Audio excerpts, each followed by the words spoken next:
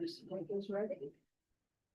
Start chatting it out. Hopefully one or two people for a little later. Yeah, come in a little late, but this floor is yours. Oh. And it's your last day of Ignite. Are you so excited? Yes. Oh my gosh, you guys, I mean, I know you've been to everyone or almost everyone, and you've been to all but two. Yeah. That is. Listen, you guys have that kind of commitment to going through this. I have no worries about your future success in this business because. Coming to this every single day, 5 days a week for the last month, that's not an easy thing. When no one's telling you you have to do it, you're not coming here because, it's work and you're getting a paycheck at the end of the month or end of the week or whatever. Yeah. So to come here because you want to be here, because you know it's important, that is something. So you guys should be really proud of yourself. I hope you are. Oh Did you record the, oh, it's recording, my God. great, I'm gonna get a clip, can I have a clip of that? Annie said that if I came to this, that I would be successful. It's right here, Right. recorded. But I also, meant more as inspiration, but. Oh, okay. Yeah, I just want you to- Yeah. Anytime you need some hype, all you gotta do is come and see me. and each of you that have spent your time to come here and teach this, I mean, you guys know it. Well, You know it so well. I'll And- say yes, I sure do. I mean, you're spending the days teaching us, so even the days, there's not many of us here, you're here. It's just, incredible, of course, like coming from a different brokerage, to here. I just can't believe the amount of resources and time and effort that Keller Williams is willing to like put into agents, like it's unlike anything. I don't know what brokerage you worked at before, but, it's just incredible, honestly, so. Congratulations on being here and congratulations on being here. Cause I'm like. You can do it. Anyone can become a great agent working at Keller Williams like I am. If you're just willing to put in the work, because you never have to question. What do I need to do? How do I do it? Where do I do it? Like, you never have to question those things because the resource exists. Enormously through Command, like I've been obviously going through Command, looking at all of the like learning things that are in there. You don't have to do anything. It already exists, like it's amazing, so If it ain't broke, don't fix it. honestly, like even. I mean, even everything from like an open house sign and sheet, it's already made for you. You don't have to make it. It already exists. Just go and print it off. You know what I mean? So. Yeah, anyway, well, welcome to your last day. This is a little bit of review of some of the most important topics. We've talked about this 100 times. Don't text or call people who don't want to be texted or called, and don't give these materials out to anybody. So, you're even. Okay. We're gonna set your sights on a great big future today. That's what it's about. That's what all this has been leading up to, right? Yes. Your future. So we're gonna talk about a couple of things today. We're gonna talk about, some of it is gonna be review. And so I have my book here. I'll give it to you so we can look through some things, because we're gonna go back and look at some things that we've already talked about. Of course, I think sounds like every day starts with like, what have you learned? We talked a little bit about this before Christopher got here. But yesterday it sounds like it was a lot about contracts. Yeah. What was one of the takeaways where you were like, oh, I didn't know that. The deadlines for me, Deadlines. Yeah. wow, you gotta really be on it. You definitely do. You definitely do. I mean, and that's another thing. When you think about like the tools that Keller Williams has, you can have all of that stuff. You put your deal into Command. You can set all of those deadlines in there. So it's sending you reminders, Yes. right? It's fantastic. Yeah, I mean, so you don't have to just like, you have a couple of deals going on at the same time. Those dates can get scary to keep track of, right? Especially things like inspection and, those areas that are really important to your client's well-being. Christopher, anything that you had to take away from yesterday? Yeah. I think for me. One of the biggest takeaways is just. Verifying and. Really making sure that like.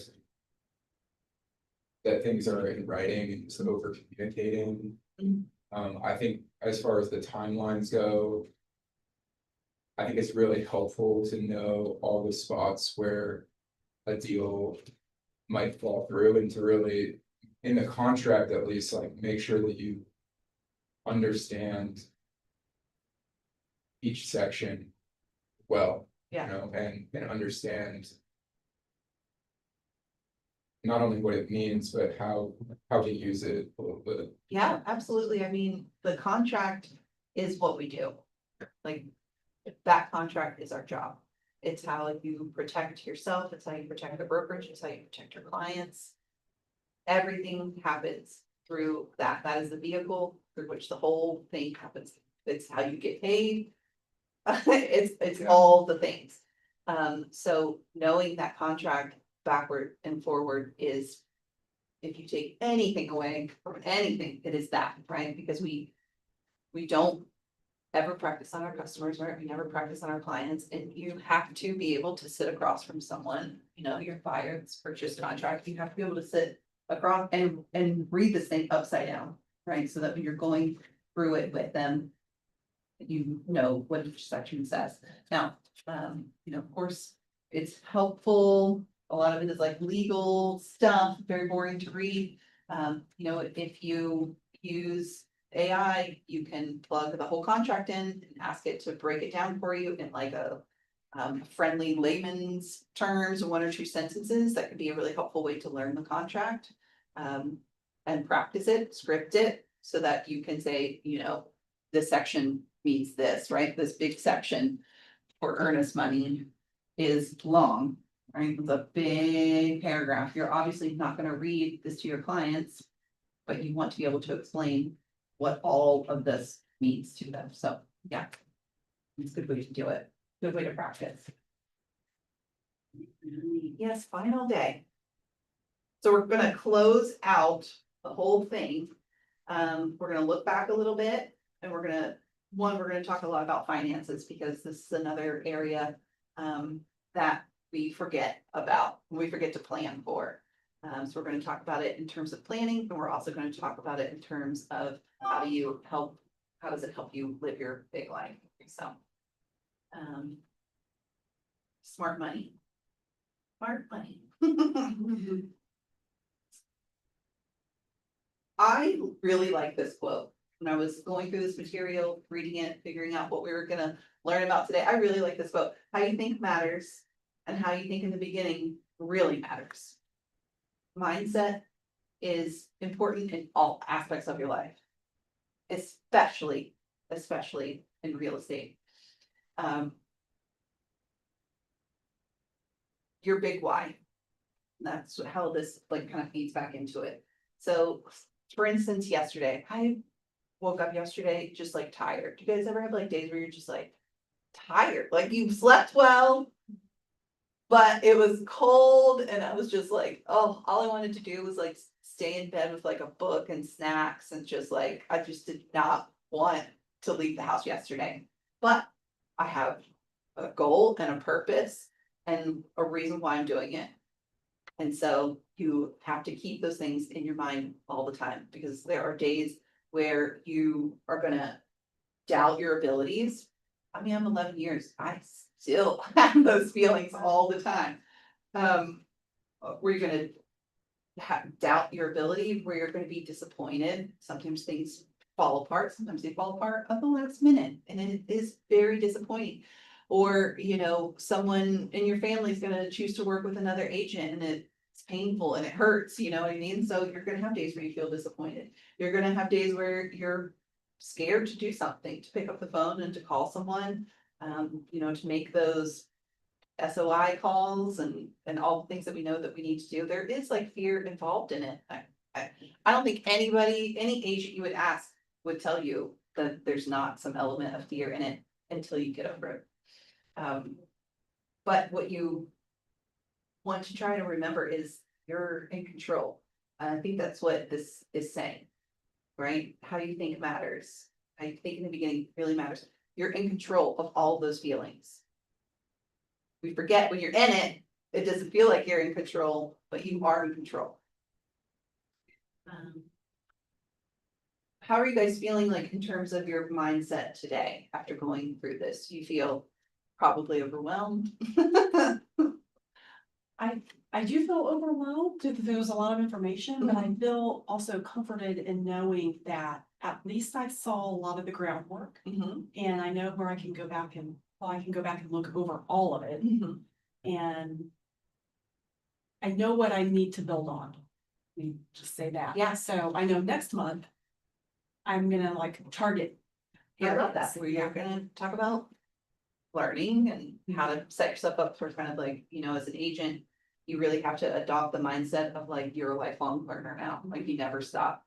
Yeah. Either, sometimes you learn things the painful way, like going through things in deals that you've never dealt with, happens all the time.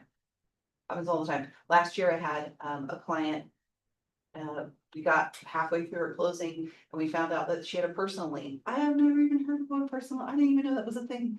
Where like you have a mortgage lien or a contractor puts a lien on a house, companies can put a lien on your person.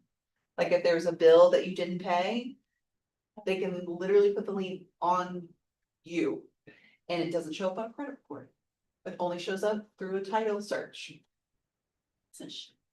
No, I know. Yeah, so there you go. So lifelong learning, you're gonna learn things for the rest of your life about people, about this business, about yourself. I always say like this business is the therapy I never asked for, if you allow it to be, because you just learn so much about your perceived limits, and so much more about what you're capable of and what you want out of your life. Like it will open up all of that if you are open to it. So. Talk and forget to click this thing. Oh, the best acronym in the world. The best acronym in the world. Okay. I know. It's so funny to me, but you have to laugh.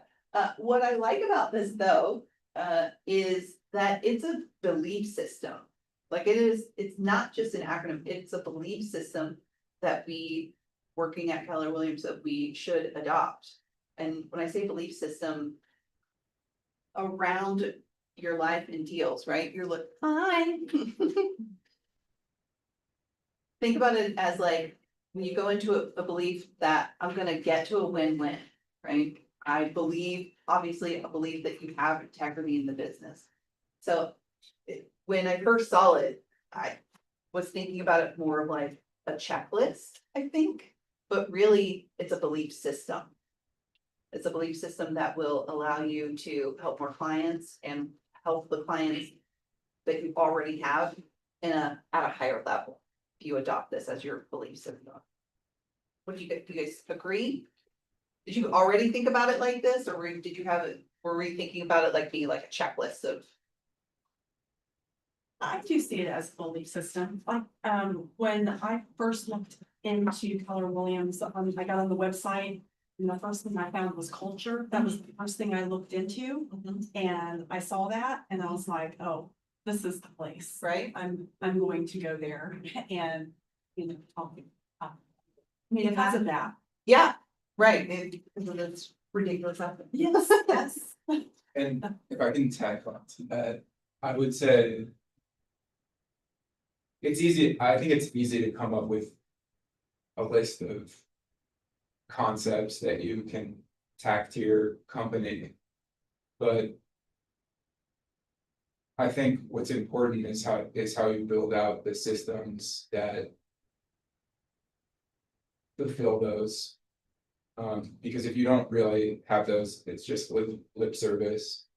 And without really thinking through what, it's easy to be like, oh, well, we all want to think of ourselves as maybe having integrity or believing in equity or commitment.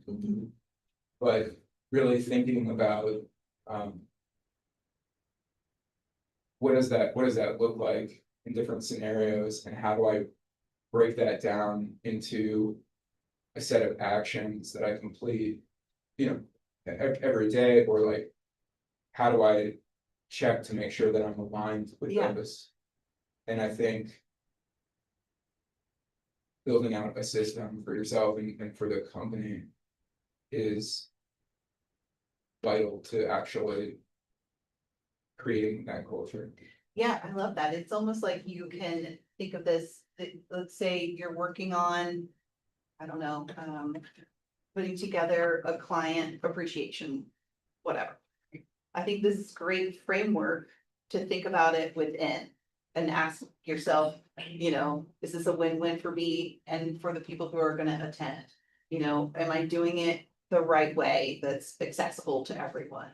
Am I putting, their needs first? Am I committed to doing this thing at a high level? Am I communicating to everyone, the details of the event? So I really think you can think about this in anything that you do and use it as like a test. Ask yourself, okay, is this thing that I'm trying to do, does it meet all of my belief system? And I think if you do that, I mean, how can you not win?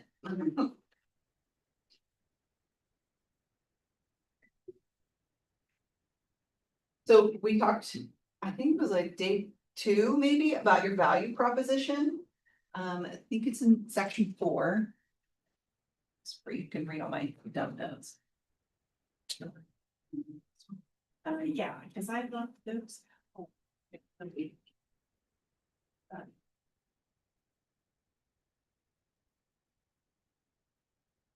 So you thought about, you checked your mindset, right? That's like a daily thing. Where's my head at today?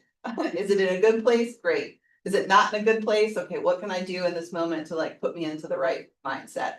And that's where it goes back to this, your big why.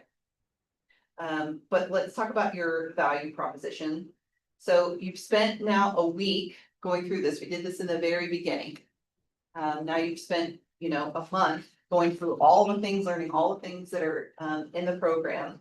Do you feel like your value proposition, do you feel like now that you've learned all the things that you need to learn, that maybe you need to go back and make some changes, or have you thought about something differently at all?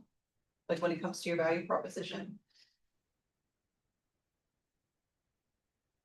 I know it's, after going through all the classes, I can now be better prepared to make that value proposition. In what way, or like what specifically? So at the beginning, I'm like, I don't even know what I have to value. Value, I don't know what is valuable from me to give to someone. Because I haven't had the experience yet, and I don't really know all of the procedures, process, all of that yet. So after going through all of this, it's like, okay. Once I get all this down, I know what I have to offer someone. Yeah. And then I can put that down into writing and Love like that. that elevator. It's a pitch. But I would say too, Shannon, like, I don't feel like you have to know everything. I don't think you have to become an expert before you like start, Agreed. because really, like, I feel like a lot of our value comes from working, like seeking to get to that point. Like, your value is that you're gonna strive to be that person for your clients and just do it to the best of your ability. And that alone is worth more than, I think, just happening to know everything. Right, you obviously have a natural inclination for care towards other people. I think all real estate agents do on some level. We kind of understand even innately that like, oh, this is a big change in this person's life or whatever. Like, I want to be the person to lead them through that because I care about them and I want the best for them. I mean, I feel like everybody in here probably is that person naturally. So you already have that to give, True. you already have that to give. Yeah. But I feel like, you know, for me, going through this, like, part of the value proposition is talking about Keller Williams, right? And like how being an agent here gives them, through us, an advantage. And so that was one of the things that I didn't really, in my sort of previous elevator pitch or whatever, didn't talk about how the brokerage that I was at had an impact. Not that it didn't, but I didn't really think about it that way. And certainly, I think that should be part of your value proposition because there's so much value here. You know, we used to tell like new agents, it's like, what is the scariest question that someone could ask you? Let's say you're at like a listing presentation or you're at a buyer presentation. Like, what is the scariest question that someone could ask you? How many houses have you sold, or Love what, how it. many years Yeah. have you done this? Love it. Yeah. Have an answer for that question, because if you have an answer for it and you practice it, you don't have to be scared of it anymore. You know, and you know. Some days it feels like 30. Exactly. Exactly. Some days it feels like 130. Years. But really, like, what is the scariest question? Whatever it is to you, it's different for everyone, but develop an answer to that question so that you never have to be scared of it again. You've got the answer. And then when you feel comfortable with that answer, what's the next scariest question? Like, you know, what's your commission? All those types of things that you're scared of. I think that's a great idea, and I wanna say too, like, on the curiosity C of the 4 Cs, like, seeking to understand, I feel like, one of the things we practice in scripts at TCG is instead of like trying to prescribe something, which is like answering that question, Mhm. it's like seeking to find out Why it's important. why. Yeah, like, why is it important to you that you have an agent who's been doing this a long time? What's important to you about that? And then it makes them think, oh wait, is that as important Like- as I think it is? Actually, I don't care. Yeah. Yeah. Or, you know, does it matter how many homes somebody's sold last year? I mean, it might to a degree for a lot of people. Right. But I feel like turning it back on them can help. You're actually trying to find out something about them, and it demonstrates that kind of interest in them, which is a value, which is a part of your value. 100% of it. 1,000,000%, yes. 1,000,000%. So yeah, just asking yourself this question, does your value proposition reflect who you really are? The value you bring and the benefits that your clients will experience when they work with you. And are you confident in sharing it? Very important. Both of these things are equally important, like. I think I'm a lot more confident in sharing it Mhm. at the end of this. Yeah, well, let's hear it. I don't know how you. I mean, I can Well, let's off hear the it. top, but I just took a big bite. Okay, we'll come back. Let me know when you take it for you. I'm gonna deliver it with a mouthful. And, you know, but part of the reason practice is important is because, you know, is it too long? Is it coming out of your mouth and you're like, I've been talking for like 5 minutes? Do you know what I mean? Like, the goal is always for your clients to be talking more than you, right? Well, it should always be that way. You want them telling you everything. So does it need to be shortened? Do you need to find a different way to say something? Again, that's why it's important to practice and script it out, to practice with each other, because maybe something you said sounds like you understand what you're trying to say, and the person standing there looking at you like, I have no freaking clue what this person's trying to tell me. I mean, I get that all the time. Like, what did she say? Your mom licked or something. In my experience too, it's like who you're talking to makes a difference too, because like I find it easier to talk to some people. And it's more difficult to talk to other people. love that. Go out and find those Yeah. difficult people and talk to them. You know what I mean? Go find people you're like intimidated by and go through your value proposition with them. Cause I thought, like in my previous life, I shared with this person my vision and it was just, and they were like, oh, and then when I got the opportunity to share with another person who I was intimidated by, Mhm. they were like, all smirchy faced, and I was like, I'm going away now. Bye. Right, exactly, like, never mind. I'm talking to you again. Okay, so we're gonna go back again and we're gonna revisit the idea of your big life. This is, which section this is, I'll find it. Oh, session 1, I think. Oh.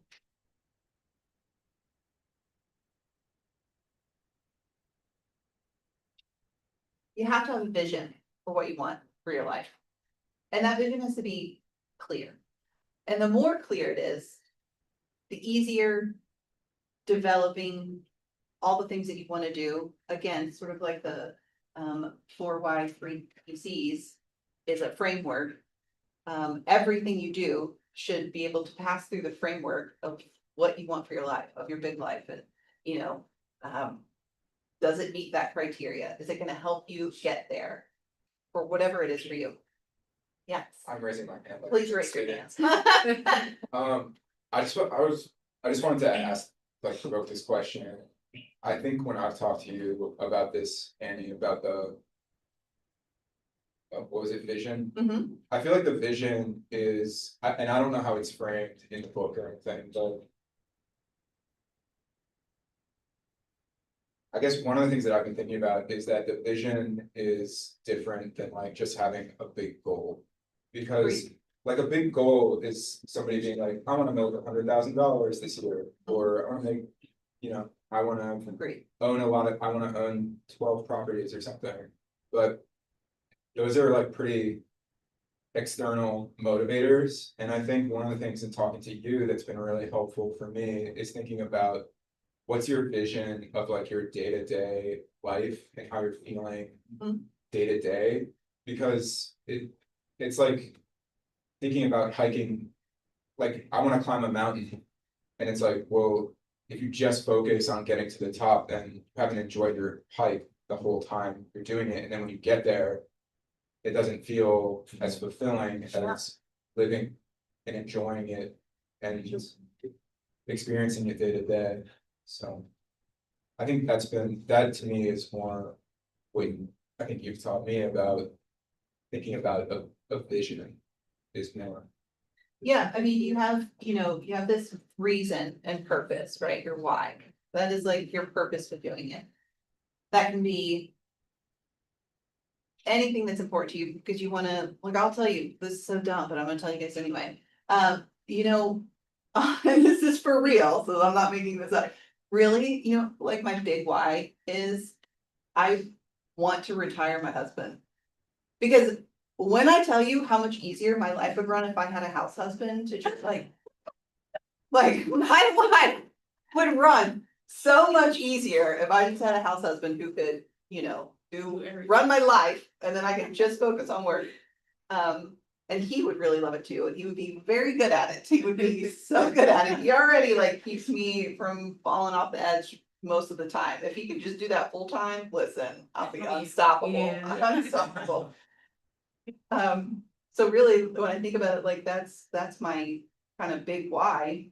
But when we talk about this, it's like, how are you gonna get there in a sense? But I do like, it's about like, we gotta enjoy the journey a little bit. Right.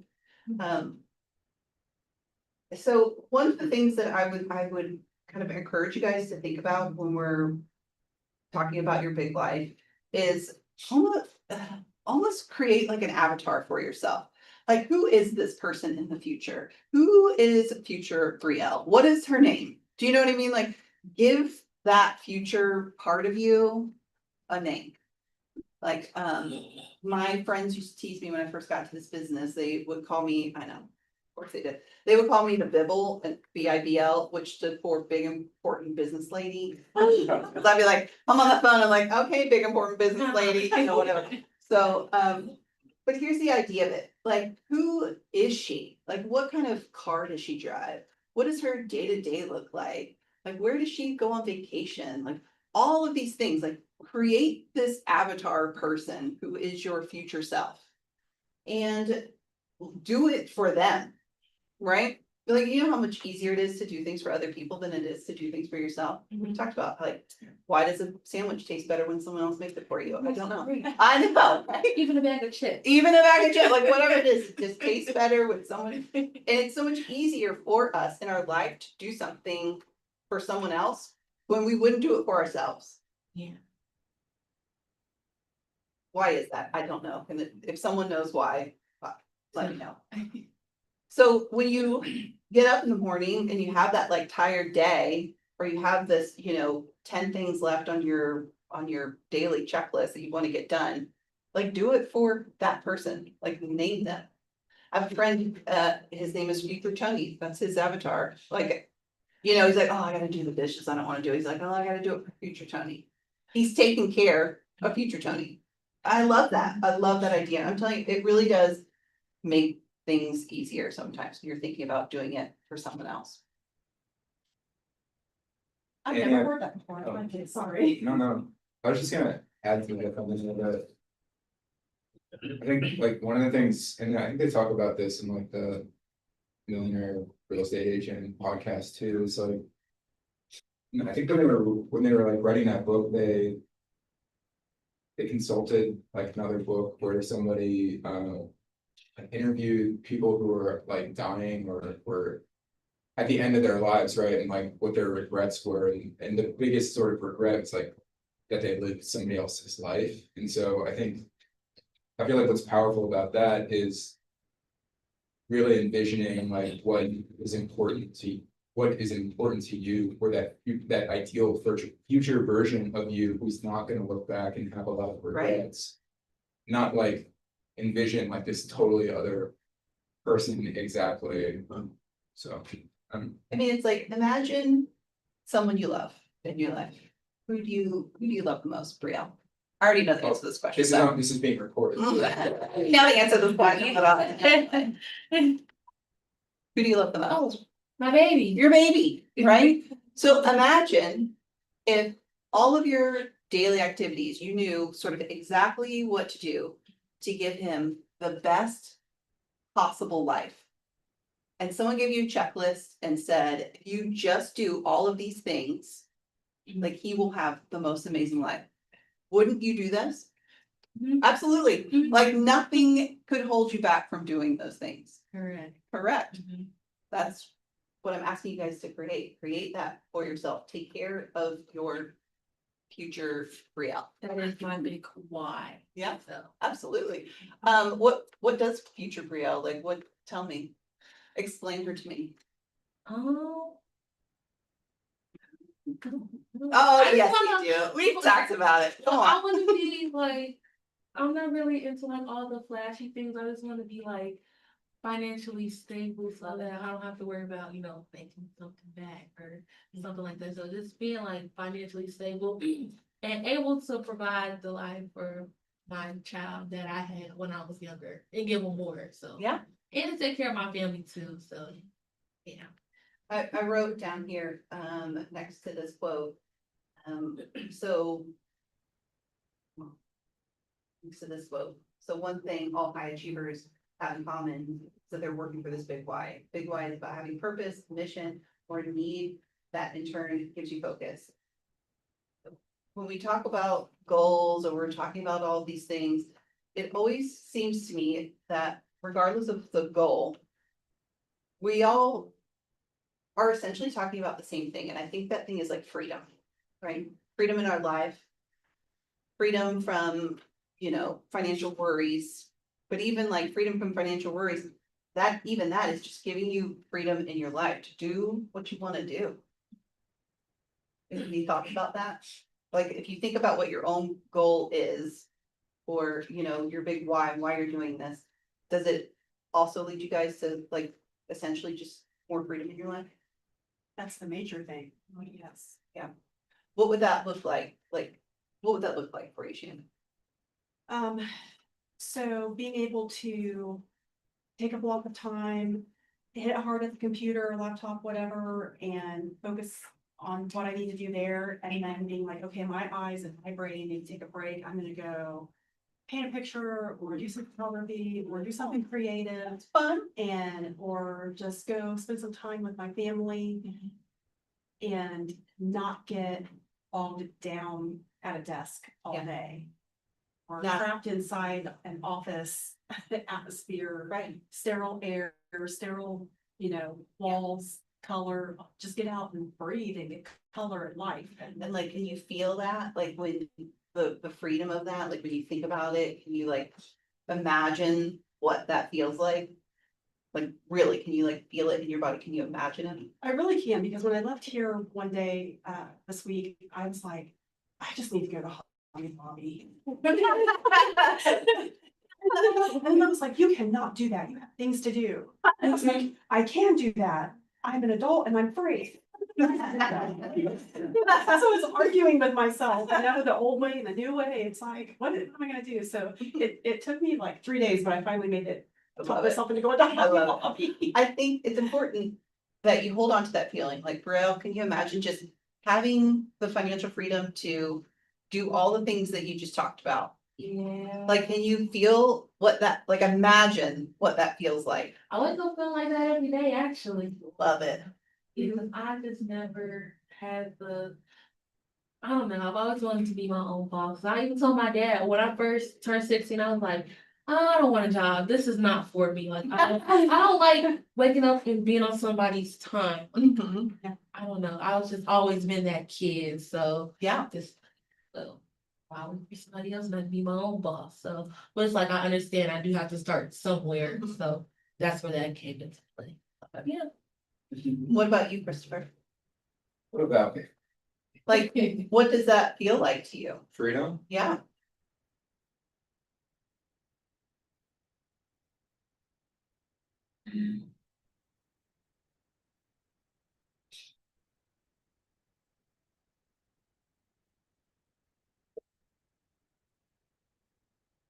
I think it kind of feels like being really present because we mentioned like being free from like worrying about things, and it's sort of like even kind of like what Brielle was saying, it's like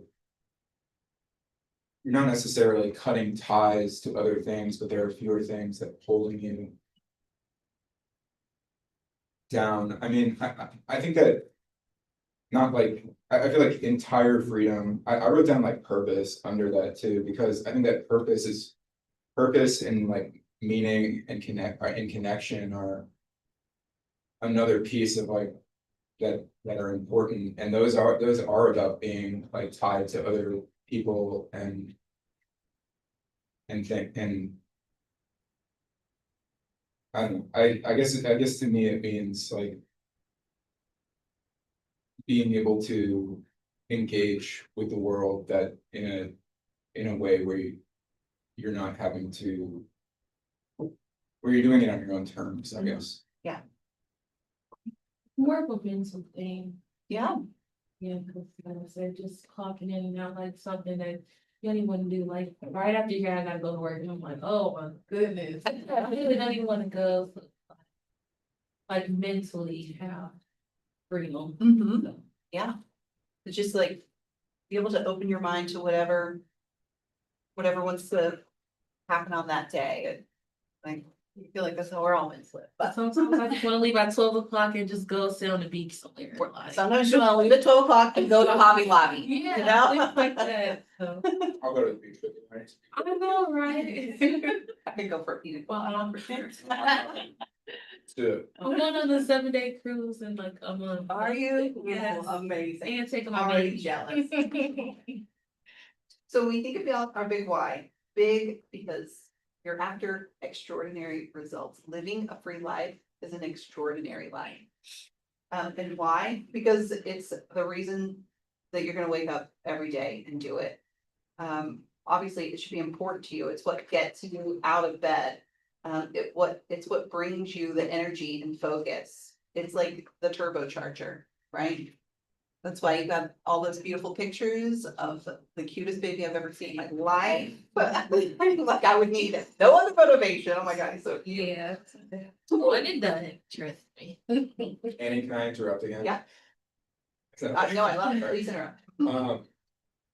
I don't know, what we were saying about like creating a persona for yourself and like having this big why. Like in a play, in a symbolically, like in a place where you like are constantly seeing it and being reminded of it, made me think of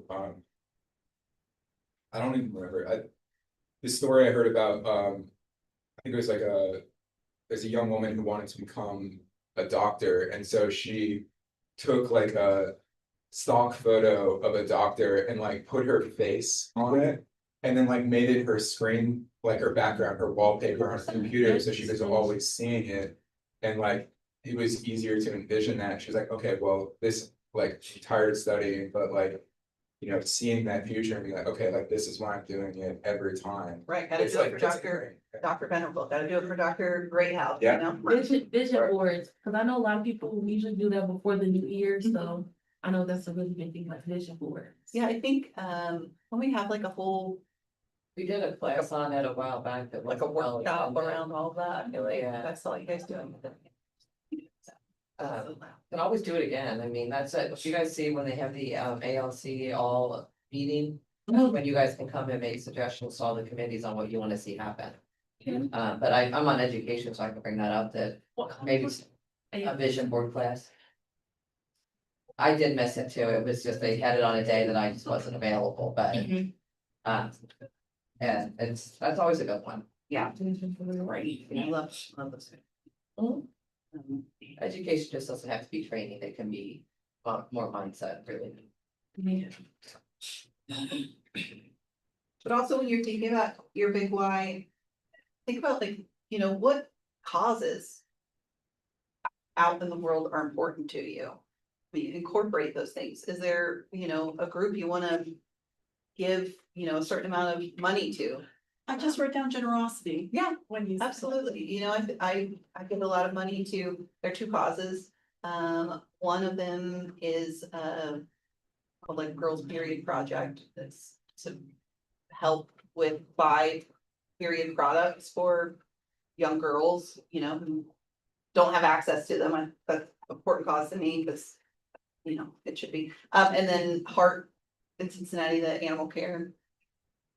Well, you know, I think, of course, I've talked a lot about volunteering. You know, it would certainly help you get in touch with your why. If giving is part of it, to any sort of organizations, should definitely think about like reaching out to them. I know, at Cincinnati Animal Care, just FYI, you can walk dogs every Thursday. No. And if you've never done it before, they'll give you like the easier to walk dogs. They won't give you Okay. crazy to walk dogs, just so you know. And so you're a more experienced dog walker, but, So looking for massive donations right now for the horses that were rescued, because all those costs are going up on rescue right now over $30,000. yeah. Then there's an elongated court case going on. So it's, guys are feeling generous. Yeah. I'm So good think friends with about the that. lady that runs the rescue and it's draining them financially. Oh, I'm They sure. weren't planning on 8 months of keeping these horses. Right? So think about those things in terms of your big why, if there are causes that are important to you. Of course. So your big why empowers your big life, empowers your big life. You know, you have to, if you wanna have a big life, now, we say that sometimes. I feel like the connotation can be, you know, this big flashy life, but that's not it at all. It's big in whatever way that big means to you. Because Brielle, I'm like you. There's really not much I need in my life, like, you know what I mean, in terms of cars and, I mean, I like clothes. I've but- had it all grown up, so it's like, that's not really. I just wanna be comfortable in life. Right, That's it. right.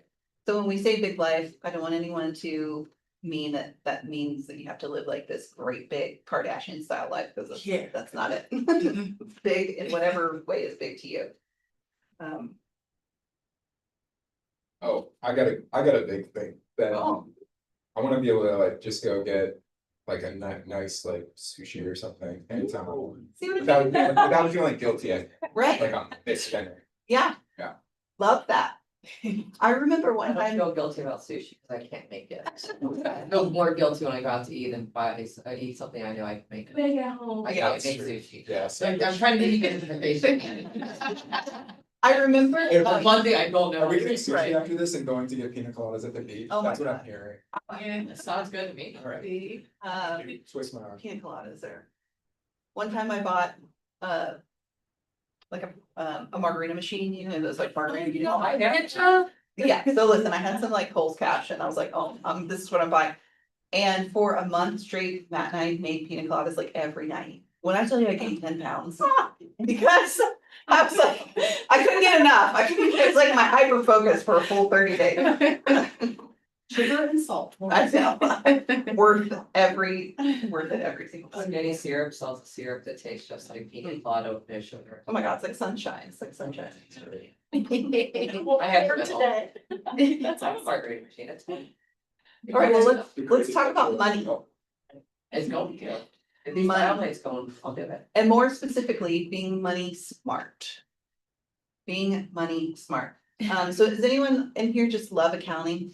I feel like you, I knew you were about. I knew it, I love that, numbers, I it's love like that. Well, good for you. You know, we get in, all of us kind of get into this business because we have other skills outside of like managing money, right? Like all of these like great people skills and organizational skills and communication skills, all these skills. But not a lot of us come into it with a money management skill. You know, they just don't teach it enough. Not anymore. I feel like after, well, before I had my baby, no. Spend Spend it on, spending it as soon as you got it, love it. You really have to think about what you spend. Yeah. Okay. Yeah. So we don't get into it. A lot of us don't come to this business with that sort of skill set. Well, again, because you work at a Keller Williams. There are enormous resources out there to help you learn how to manage your money, what to do with it, anything you might want to know. Especially, I feel like in this business because of how we're paid, that to have some financial literacy and to hold yourself accountable for doing the right thing with your money is more important than I can explain to you guys in a year's time. Because you know, we don't get a paycheck every week. And when we do get a paycheck, sometimes they're large amounts of money. And not all that money is yours. So we're gonna go back, and we're gonna talk about managing the money. And I feel like that's also like managing time, right? It's like, that's, I don't know, I haven't always thought about like my time as that money that needs to be managed. Yeah, absolutely, absolutely. So we're gonna revisit this graphic, This is a dog. which we did, none of us collectively, we didn't like this graphic. But it's important to remember, I love to look real. I know, right? It'll look better though. Look at Gary Keller's face on it. That would be- That, I can do that. Should I do that? Yeah, yeah, no doubt, they really Might should, be insulted as well. right, no doubt. I mean, one of the most important things to think about is do not spend any money before you have made it. It is a easy trap to fall into, let me tell you. Like, I've got so many plans for more money, like, but don't, number one, like, don't spend it before you make it, because listen, until you get to that closing table, Don't need to. all bets are off. So it's important to remember that getting paid in the real estate industry is different than the salary job that you got before. Because that check that you get from closing something, it goes to a lot of things. So one, right, a third of it goes to your market center to cover your expenses, those types of things. And then another third goes back to your business. And then the last third, oh, that little piece I think is for your taxes. Although your taxes, I feel like should be the very first part. Yeah.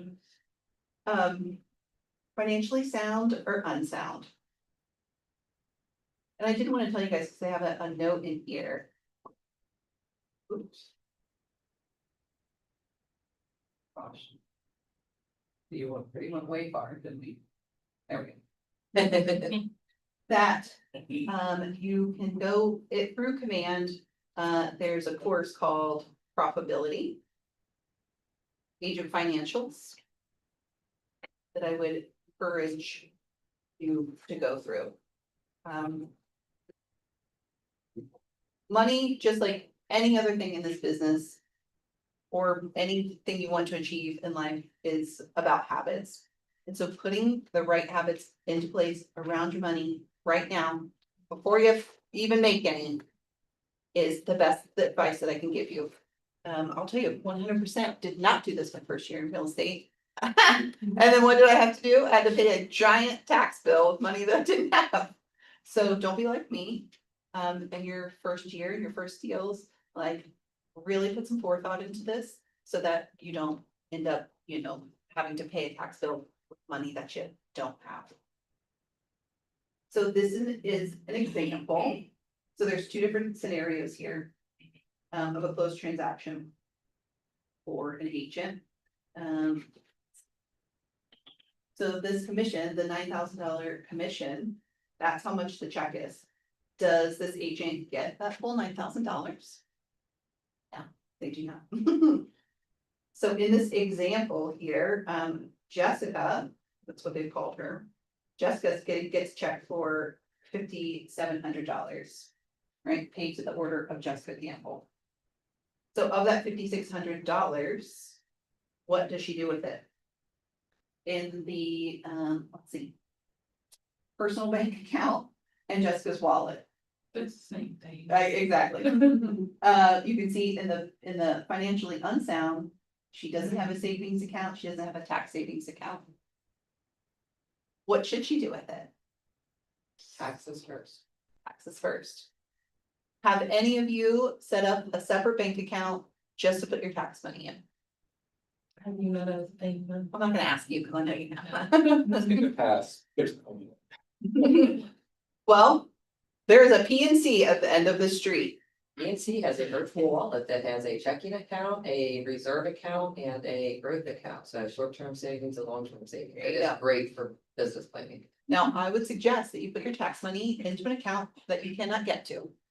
My growth account is not attached to the other accounts. Like, don't attach it From to there. anything. I Don't- can put money into it, but it doesn't go into that if I overdraft it. Exactly.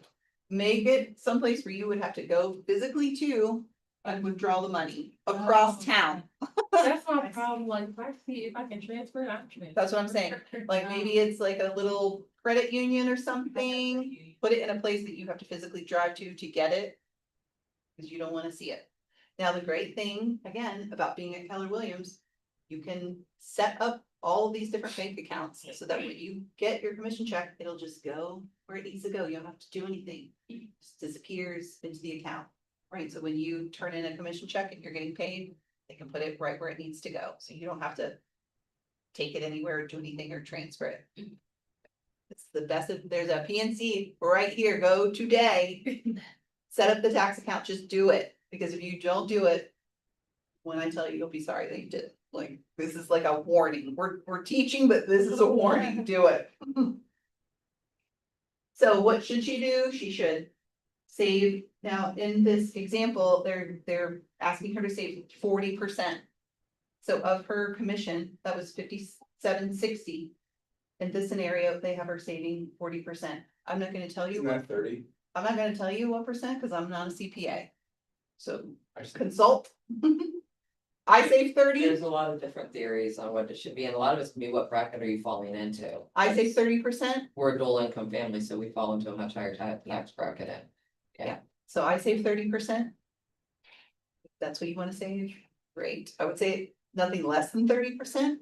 Because as self-employed people, we are penalized, there's an extra self-employment tax that we pay. So And And I don't know if it's 30, she's saving 30% there. oh, is she? Yeah. Here on the thing, it says she's saving 40%. And it says, this may be higher number, and it's best to check with a CPA. And state, federal, mine, whatever. And then, so they've got her tax savings account, we'll talk about.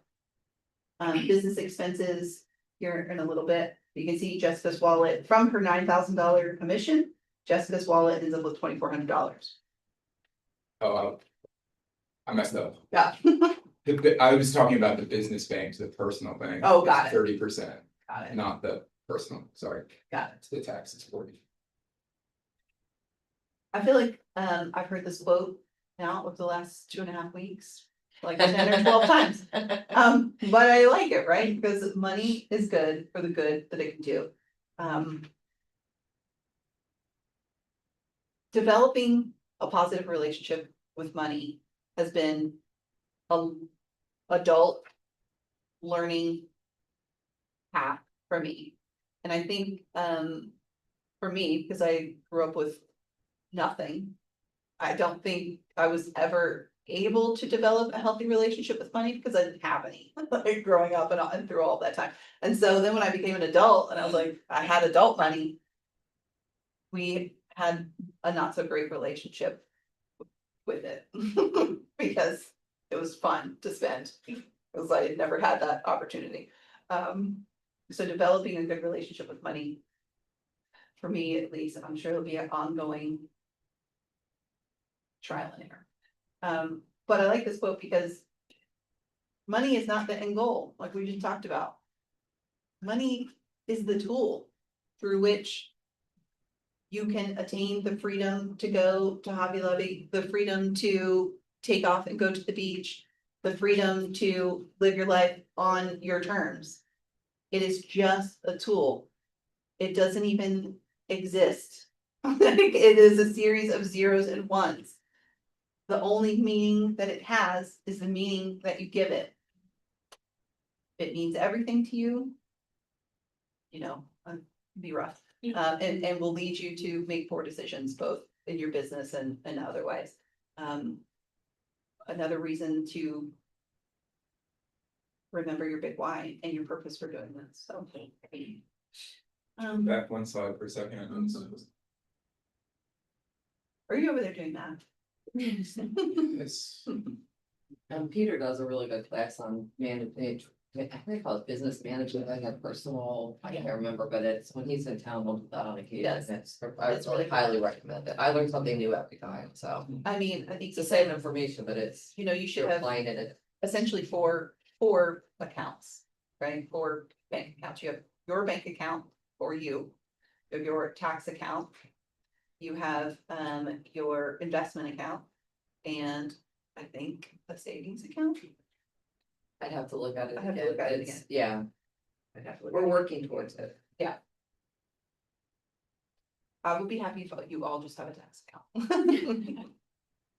And it is hard, it's tempting, It's so, especially when things get really tight. And with kids, I know it's Mhm. hard. yeah. It could Staying be, home and eating dinner and trying to find something that doesn't cost anything to do is. right, and one Right, of how the, my kids grew up, we were really bad with money, we had to pay down our debt and they learned really young when we would tell them, no, it's too expensive. But we got creative, we had fun. and one of the things I feel like that Peter talked about is, what do you even know what you have to pay for in your life?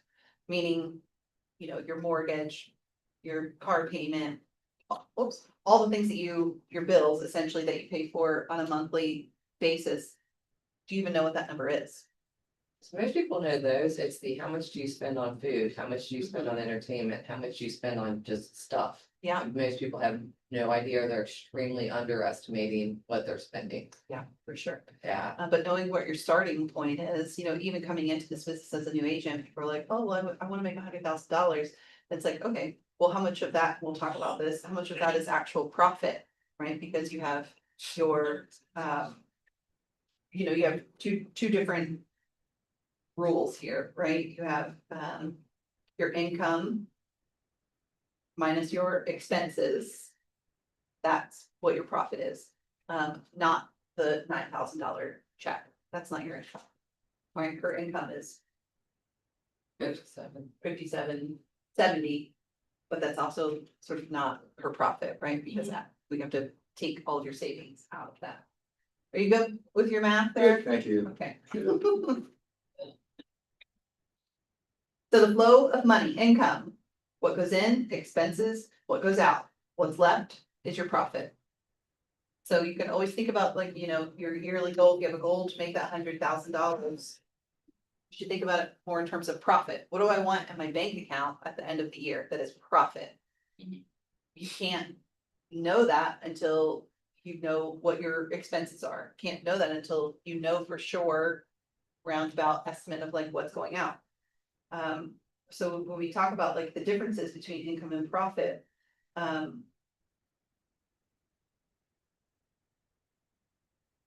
profit. How many homes do I have to sell? How can you minimize your expenses?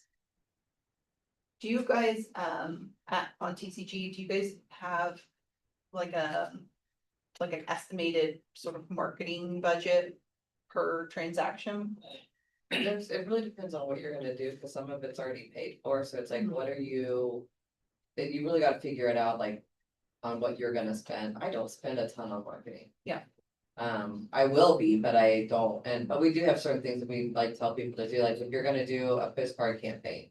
You better have 3 months of those total expenses in the bank ready to go before you start. Yeah. What if you don't have a closing, and then you Right. can't pay for your next line of postcards? Yeah. Like, there's certain rules that we do follow. Okay. So, and that's what I'm doing on postcards, it's gonna be a lot of money to put aside, so it'll start in fall again. So when you're planning out your year, I mean, the real question is, how much money do I want in my bank account at the end of the year? Right? Because then we start to build a plan back from that. But in order to do that, we have to understand what your expenses are. You know, Your- Licensing expenses are a big part of that, most people have no idea what they need to spend out. Right. It's a nice surprise when everybody in June's like, oh my god, I've got to spend. Every year, yeah. hasn't changed in a few years, so you should be used to it by now. So where does your income come from? Obviously, it comes from listing homes, helping buyers, referrals. If you are leasing things, it comes from leasing. But when we talk about expenses, there's two different types of expenses that we need to think about. One of them is the cost of the sale, and the other one is operating expenses. So the cost of the sale only occurs when you have a transaction, right? That doesn't happen all the time, but your operating expenses, those happen every day in your business. How much your cell phone is. Buying gas, my God, like, don't even get me started, I paid like $5 for a gallon of gas yesterday, but so your operating expenses are different. Those aren't the cost of a sale. The cost of the sale are the marketing items included, like you getting photos, running ads online, postcards. What are all of those things? So setting a budget for you, let's say per transaction. I've always heard of 8%. I don't know where that came from. Yeah, Or if you're who paying said that? for photographers, if you're paying for a closing gift. I mean, it can add up pretty quickly. Yeah, staging, if there's Yeah. those types of So things. look at what you wanna do and set a minimum percentage, and if that doesn't work, you may have to make some adjustments over time, Right, but start with something. starting with something so that you understand what the cost of a sale is. And again, like I said, your operating expenses.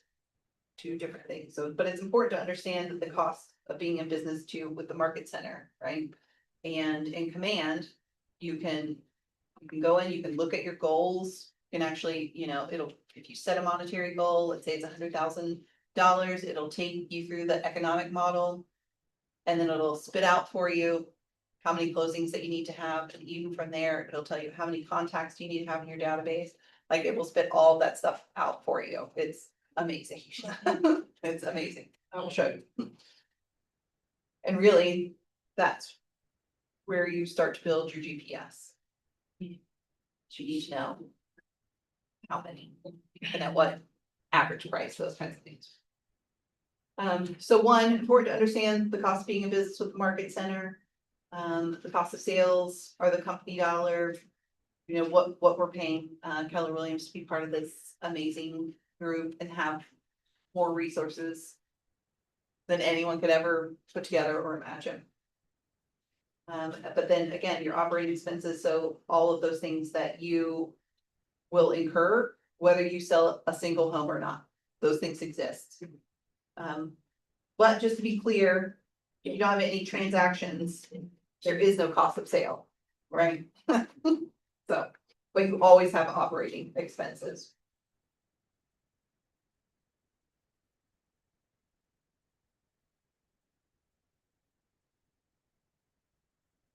Okay, I like this. One.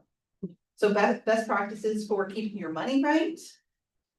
Obviously, always starts with your big why and your plans for your future. Setting your personal and business budgets, what we were just talking about, you know, maybe your budget for marketing for every listing is 5%. Obviously, that 5% is gonna be different amounts of money. If the house is $800,000, obviously 5% of 800,000 is more than $300,000. So setting that personal and business budget.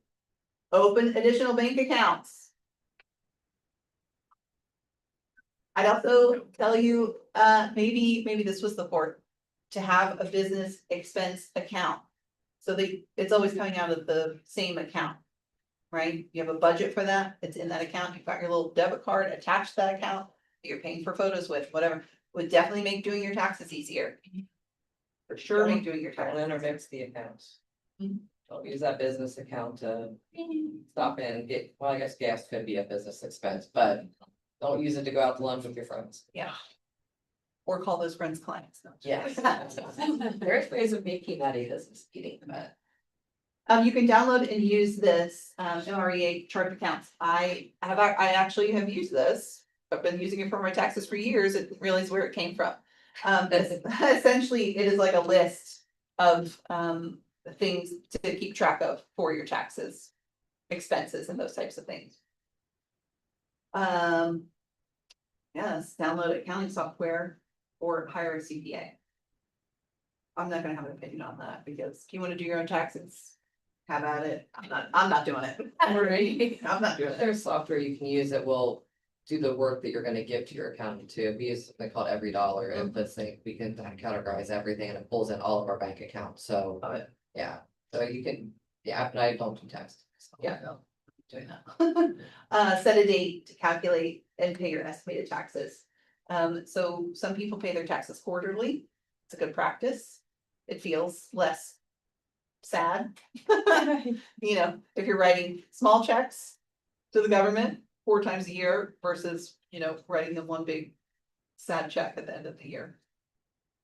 And then obviously prepare for your future, insurance, savings, investments. All those things.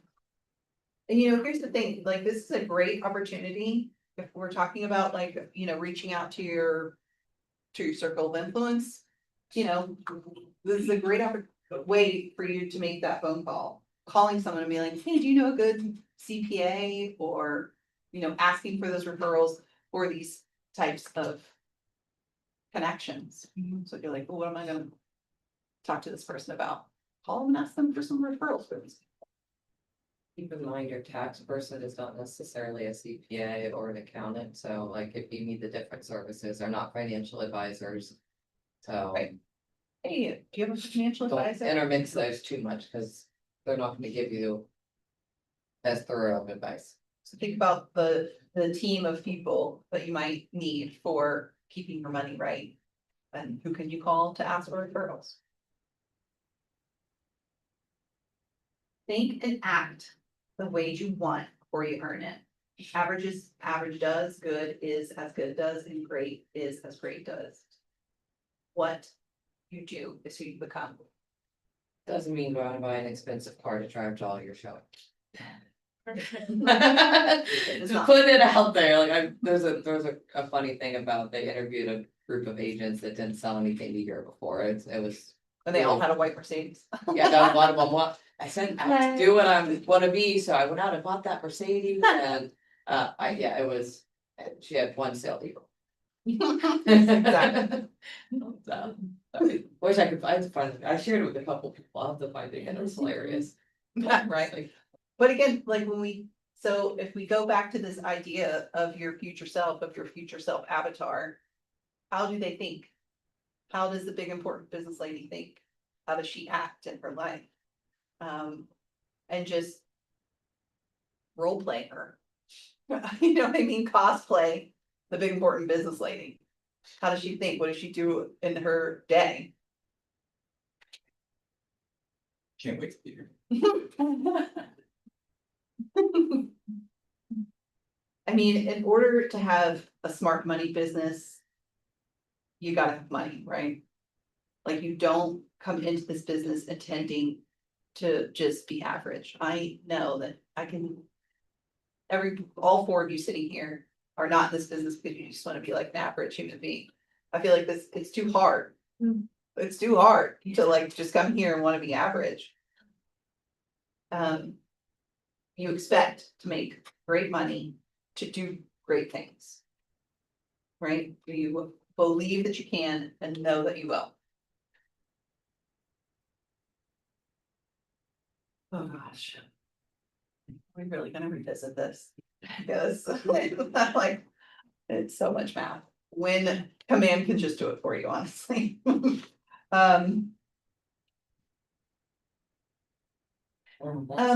It's very simplified. Thank you, math lady.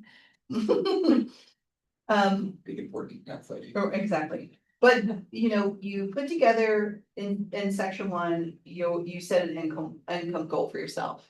So if you go back to section one and you look at that income goal for yourself. Do you remember or you wanna look at what you wrote? Christopher, you have yours, what did you Yeah. write? Okay. Wait, is it net income? Just give me the number. It is valid, yes. Sorry, this one says pre-income tax. Sorry. Right on the front. 120. Love it. So let me ask you, how would someone making $120,000, Would they act what would they do in their daily life? What are the things that they're doing? crazy? Yeah. Well, they would need to be consistently.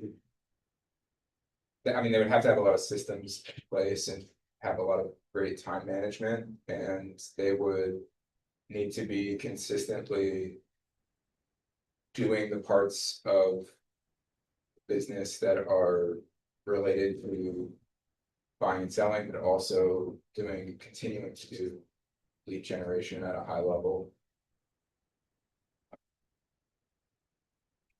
So they would be achieving the daily goals that they outlined in their business plan that they know would lead up to that 120,000. Yeah, and they might, I mean. Depending on price point, and probably still, they would probably need to be.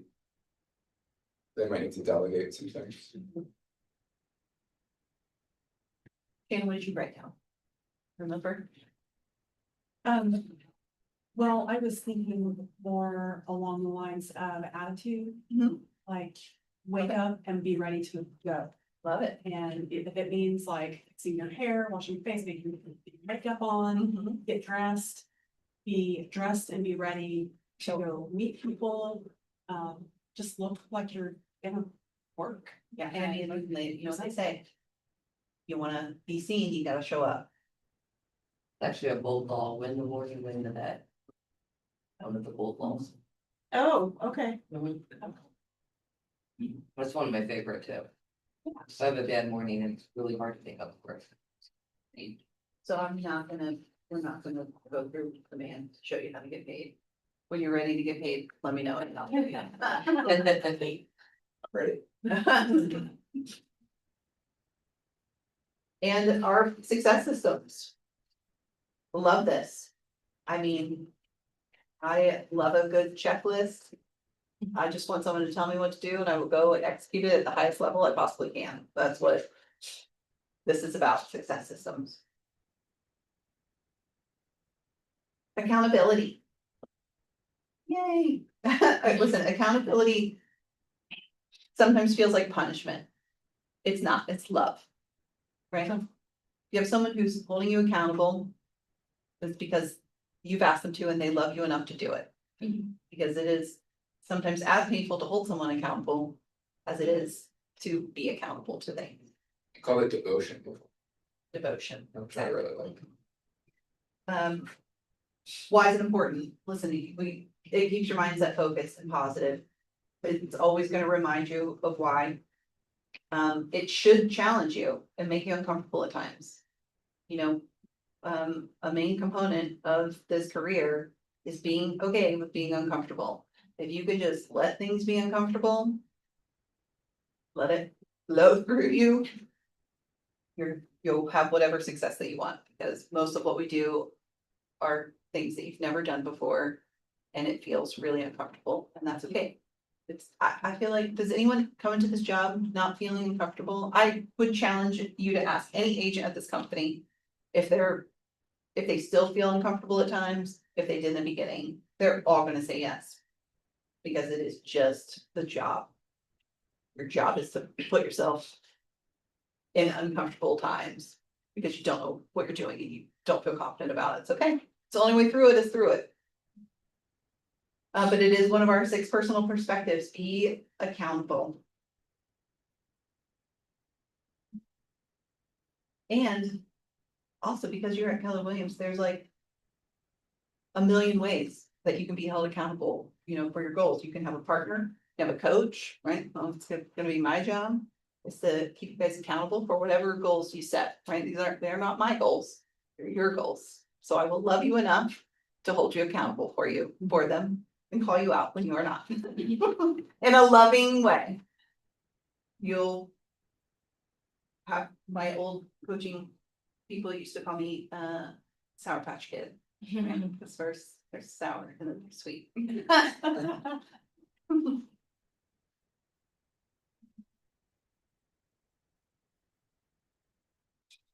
So different types of things you can use, to hold yourself accountable. A partner, a coach, a mentor, max coaching, but we also have tools. The 411, time blocking, all of those things to help you hold yourself accountable. Remember, your accountability partner is not your spouse. Yeah, no. Or your sister or your best friend, unless they're just a really direct best friend. I'm afraid to tell you, it's just a mistake I see a lot of agents make. For sure. You think you can do it with your spouse. And my spouse and I hold each other accountable for certain things, but it's not business. Not this. I mean, when you're choosing this person, to help you, to hold you accountable, like you always want to make sure that you're choosing someone who is comfortable with also being uncomfortable, right? Because, let's say you guys are accountability partners. I would want to make sure that you feel comfortable telling me that I'm not doing the thing, right? I don't want your accountability person should not be just your cheerleader. They should tell you when you're not doing it. And try to help you figure out why. Like I said, there's a lot of like coaching opportunities, of course, here. But we have a lot of tools as well, like the 411, helping you schedule your priorities every week and every year and every month. To be able to look at it and be like, okay, what's the one thing I need to work on this week? What is the one thing I need to get done in my business this week? And time blocking. I feel like time blocking is probably one of the more difficult things that we hold ourselves accountable to do, because there are so many glorious distractions in our life. And sometimes we just want them so bad. So, holding yourself accountable or holding your partner accountable for their time blocks. Do it.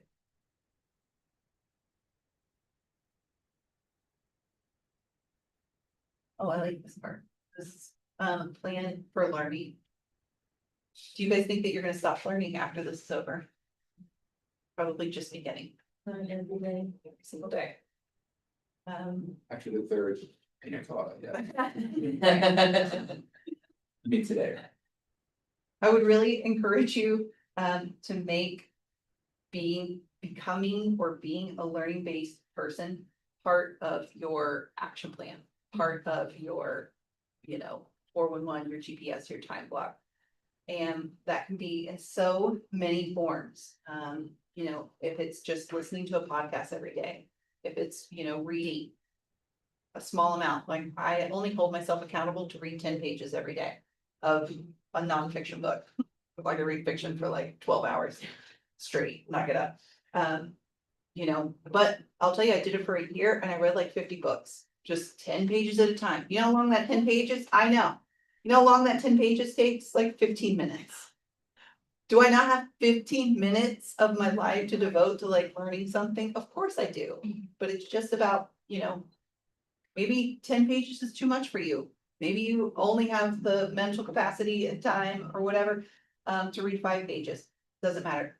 Podcast, great. On your way to work, while you're getting ready in the morning, like find opportunities. YouTube, obviously in command, there are thousands upon thousands upon thousands of videos for you to watch about any subject. So make sure that you're finding the time and building it into your daily plan. And can I speak to that for a second? I think one of the things that, that's been like a hard lesson for me, I guess, is trying not to like, Remember it. like study. Yeah. Trying not to study and design without doing anything, and really thinking of learning as like trying to take a lot of action that gives me some real feedback of some lived experience feedback. Because it's sort of just like I guess like a fail fast mentality rather than I don't know. I'm just somebody who falls into the trap very easily of trying to plan everything and just redesign things Mhm. perfectly before I actually do anything. Yeah. And that's not the best way I've found. Agreed, and can you like train yourself right out of the business? 100%. So when I'm saying like, listen to things, read things. In some ways. For me. It's just about. Getting you into the mindset of listening to real estate. Hearing the words and the conversations, like if you're listening to a podcast. At first, you're gonna be like, oh my God, I gotta write all this, I wanna write all this stuff down, what are they talking about, like all these things. And yes, there will be some things you're like, I love that idea, how can I incorporate that? Those I encourage you to take farther to learn more about, try to put a plan together around. Not every single thing, but to have your mind constantly focused on the business of real estate. Only helps you gain more business. It helps you to hear conversations, to learn the vocabulary. So hopefully that's helpful. When you said that, and you said that before to me, Annie, too, I feel like what I picture for that, like, I always need to have like a mental image, but I think about like learning to swim. And like, if you throw a baby into the, sorry, you throw a baby into the pool, right? They like instinctually will like float on their backs, heads up. So I have heard. It's true, they do. I thought about. I've talked to kids this way. But I just bring that up because I think that's like, I mean, what you're talking about is like swimming, like surrounding yourself with it, and it's the same thing for like reading and writing, like I used to teach those classes. If you read a lot, you're gonna be surrounded by those words, like you Right. said, and you're gonna become a better writer by doing that, and the same I think is true of swimming, probably with this too, I would think, where you can't, it's hard to learn how to swim on dry land, like you can learn the principles of it, but you're not experiencing it. And you'll be surprised after, you start listening to podcasts or reading and watching YouTube videos, like somebody, you'll hear yourself say something that you heard or read and you're like, oh, that's not so smart. Big important policy. Big important pause, like. Obviously, we wanna learn more about your market. So whatever market it is, that you live in or that you're like, oh, you know, I really like Oakley, for instance. You wanna learn everything you can about it. Part of that is just, you know, in the MLS, setting up a hot sheet for Oakley and looking at it every day. What houses are on the market? What houses went pending? What houses reduced their price? What's that market look like overall? And then, of course, attending events. You know, we have a lot of regional events. And then we have big giant events like family reunion and mega camp. And of course, we should all read all the books written by Mr. Gary Keller. I think the one that's not on here that would be great for you guys is the Rookie Real Estate Agent. That would be a great one. And listen, if you're not a reader, listen to it. You know, listen to it on audio. I am not one of those people. I know people are like, oh, that's not really reading. You know what? I don't care. Like whatever gets the job done for you. And of course, there's like a million, you know, learning-based courses here. One of which we're going through right now. But all these things, and again, there's so much stuff in command. That it can feel overwhelming. What I would suggest for you is to think about it. See how many months are left this year? 8, 6, 8? 8, okay. So there's 8 months left in a year. Just write out 8 subjects that you want to learn more about. Maybe it's financing, maybe it's inspection, maybe it's, you know, some skills on negotiating, whatever. So make a list of sort of the 8 subjects. And then in that month, all of your listening and learning, just make it around that one subject. An easy way to do it. But that way you're not just feeling like there's so much because, Just go through the list and just You know, one. because what I have learned in the last 2 weeks is that there's so much that it's just so much that you can learn, which is a great thing. But if you don't, you know, take some time to organize it a little bit, it just feels like too much. I'm gonna skip to all this.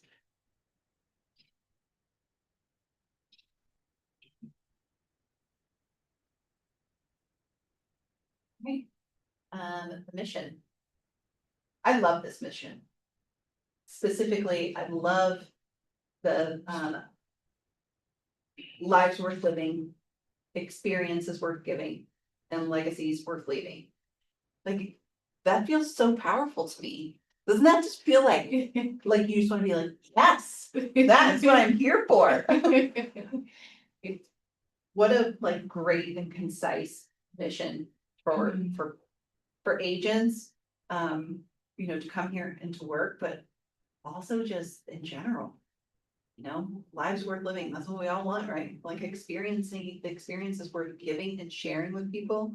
And legacies worth living, like wouldn't, if you get to the end of your life and you felt like you have done your best with all 3 of those, what more could you possibly ask for in your life?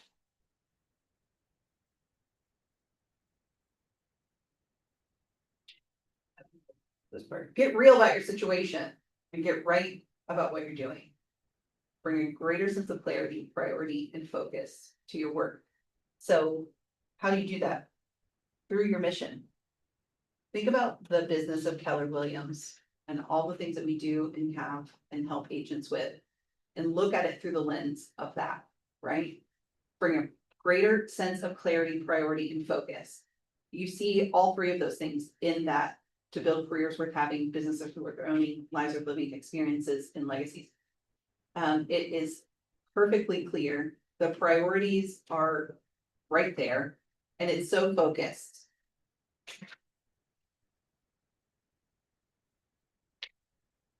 So I was looking at this slide, and I feel like, you know, in my bio presentation, I have a similar slide, and it's basically like just bullet pointed lists of all the things that happen in a transaction. Because people feel overwhelmed when they're buying a house, like they don't see the whole thing, it just feels overwhelming. And I'm like, no, that's only these like 11 steps right here, that's it. Just these 11 steps, and they're like, oh, I can do that, you know what I mean? I like this slide because this is all you have to do to get to wherever you want to be in your real estate career. It is just these 8 steps. That's it. So whenever you're feeling overwhelmed, pull this slide up and remember, it's literally only 8 things. That's it.